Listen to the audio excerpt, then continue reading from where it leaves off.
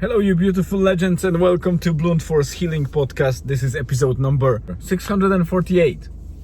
We are at the moment at Murva. I say we, but Elizabeth just left to go for a walk.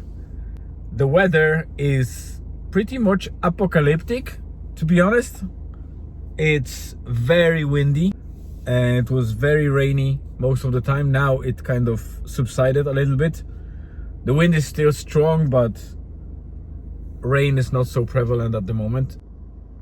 So as you can see here in the reversing camera, or whatever, rear view camera, this is the sauna fire.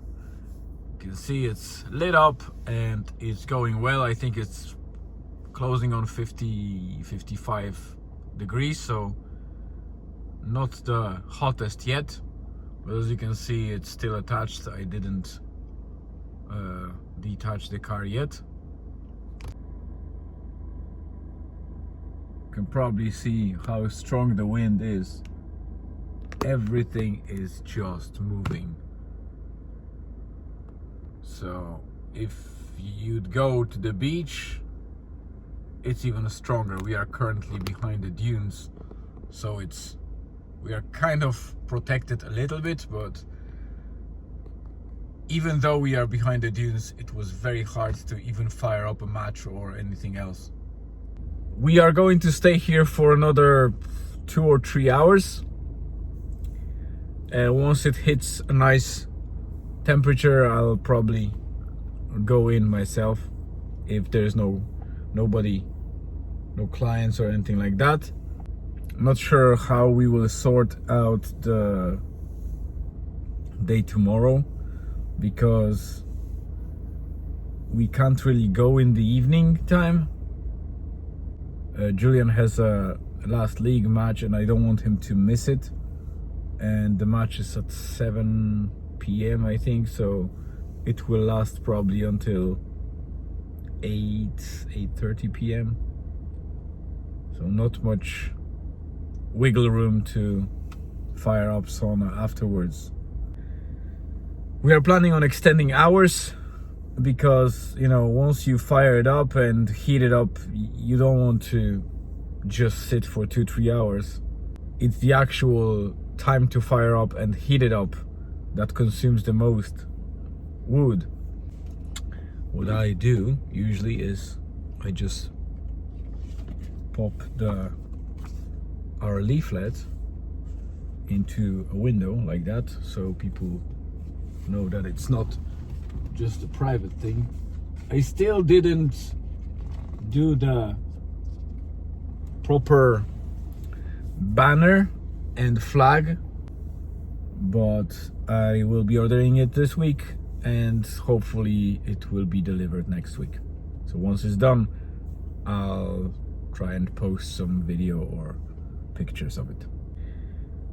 Yeah, that weather is kind of jeopardizing the business a bit, and we expect the weather to be a little bit choppy and patchy for the next couple of days, but it is what it is.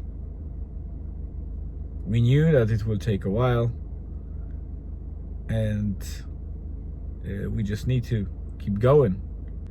I mentioned in the last episode that I will talk about GeoGuessr a little bit. So most of you probably don't know about it. It's not a very common knowledge or a very popular tool, but GeoGuessr is an app. You can download it from the App Store, and I believe that it's also available on Android in Google Store. It's very interesting kind of game / app that allows you to, whenever you have spare 5-10 minutes and you would like to do something interesting, what it basically does, it challenges you by dropping you somewhere on the map, on the kind of street view map like in Google, and you have about 1 minute and 30 seconds, so about 90 seconds, when you can move around and get the clues where you are. And after 90 seconds, wherever you are, you stop, so you can still look around and zoom in and zoom out, but you can't move anymore. And based on that, you need to assess or decide which location you're in. And obviously the main thing is, if you hit the right country, you get about 3,000 points, and the max is, I think, 5,000 points per round.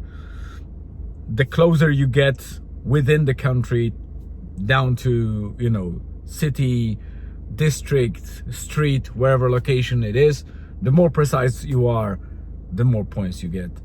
And I find it very fascinating because it trains your brain and teaches you how easy it is for some people to,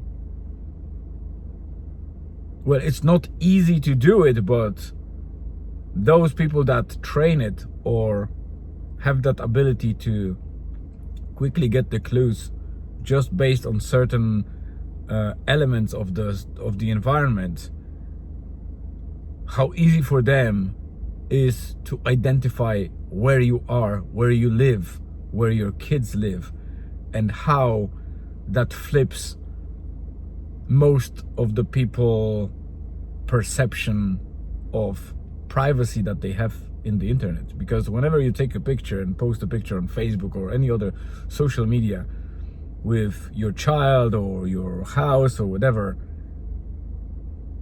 even if you think that you're doing the picture without any significant or sensitive elements, it's still possible to identify or locate you.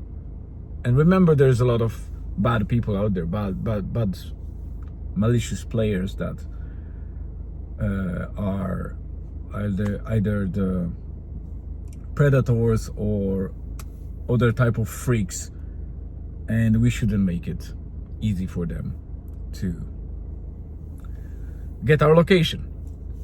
So GeoGuessr, I'll put the name in the blog post and you can try it yourself.